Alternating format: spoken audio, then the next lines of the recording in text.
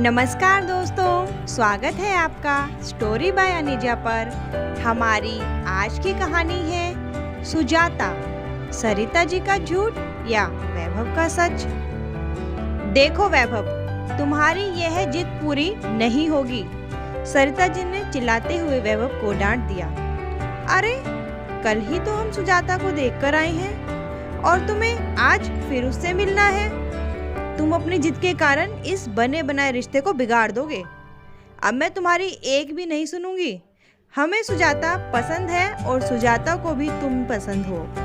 इससे ज्यादा सोचने और समझने की शक्ति मेरे पास नहीं है। पिछले 4 सालों से सरिता जी वैभव के लिए रिश्ता देख रही थी, लेकिन कभी उसकी कम तनख्वाह तो कभी किराए के घर के कारण हमेशा उसका रिश्ता मना हो जाता था।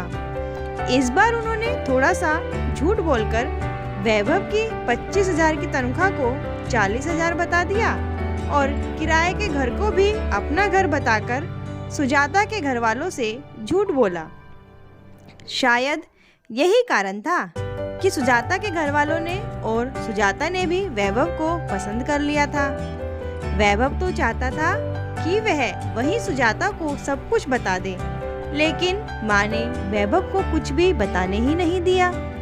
घर आने के बाद वैभव अपनी माँ पर खूब चिल्लाया और सुजाता से दोबारा मिलने की जिद करने लगा। लेकिन सरिता जी भी इस बार पूरी तैयारी के साथ खड़ी हुई थी। माँ बेटे की इस लड़ाई में बेटे की जीत हुई। तय हुआ कि कल ही वैभव सुजाता से दोबारा मिलेगा। जहाँ सुजाता वैभव से मिलने के लिए पूरी सज धज कर और तैयार होकर आई थी, वहीं वैभव साधारण से पजामा टी शर्ट में सुजाता से मिलने चला गया। वैसे भी दोनों का मेल होना थोड़ा मुश्किल ही था, क्योंकि जहाँ सुजाता आज के जमाने की मॉडर्न लड़की थी, वहीं वैभव बेचारा सीधा साधा और साधारण व्यक्ति। सुजाता तो इसे रोमांटिक मुलाकात समझ रही थी, वहीं वैभव को देखकर उसके भाव भी बदल गए। बेचैन परेशान चेहरा, आंखों को देखकर साफ पता चल रहा था कि वह रात भर से सोया भी नहीं होगा। और इससे पहले कि सुजाता वैभव से कुछ पूछती, वैभव ने खुद ही सब कुछ बताना शुरू कर दिया। तुम तो जानती ही हो, मेरे घर में मैं और मेरी माँ ही है। माँ पिछले 4 वर्षों से मेरे लिए रिश्ता देख रही हैं, लेकिन कभी मेरी कम तनख्वाह और कभी किराए के घर के कारण रिश्ते के लिए मना हो जाती है। लेकिन इस बार माँ ने पुत्र मुंह में आकर मेरी 25,000 की तनख्वाह को 40,000 और किराए के घर को अपना घर बनाकर तुमसे झूठ बोला और हमारा रिश्ता तय कर दिया।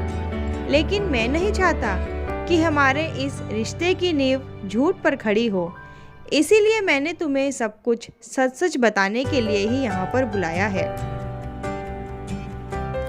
सुजाता को वैभव की बात सुनकर बहुत गुस्सा आया, लेकिन जैसे ही उसने वैभव के चेहरे की तरफ देखा, उसकी तो हंसी ही छूट गई। वैभव सर झुकाए ऐसे खड़ा था जैसे कोई 5वीं क्लास का बच्चा कॉपी ना लाने के कारण मैडम के सामने खड़ा होता है। ऐसा लग रहा था कि अगर सुजाता ने थोड़ी जोर से भी बोल दिया ना, तो वैभव रोने ही लगेगा। सुजाता ने वैभव का हाथ पकड़ा और कहा, अरे बुद्धू, 40,000 वाले तो बहुत मिल जाएंगे, लेकिन तुम जैसे साफ दिल के तो हाथ पर दिया लेकर भी ढूंढो तो भी ना मिलेंगे। मुझे तुम्हारी 25,000 की तनख्वाह और किराए का मकान मंजूर है। जाओ कह दो अपनी माँ से, बहू शादी के लिए तैयार है, और हाँ, आई लव यू। सुजाता ने वैभव को आंख मारते हुए कहा। आज 4 साल बाद ही सही, वैभव को उसकी ईमानदारी का फल मिल ही गया था। उसे सुजाता के रूप में सच्चा प्यार जो मिला था। दोस्तों, आपको आज की कहानी कैसी लगी कमेंट बॉक्स में जरूर लिखिएगा और हमारे चैनल को लाइक शेयर सब्सक्राइब करना बिल्कुल मत भूलिएगा।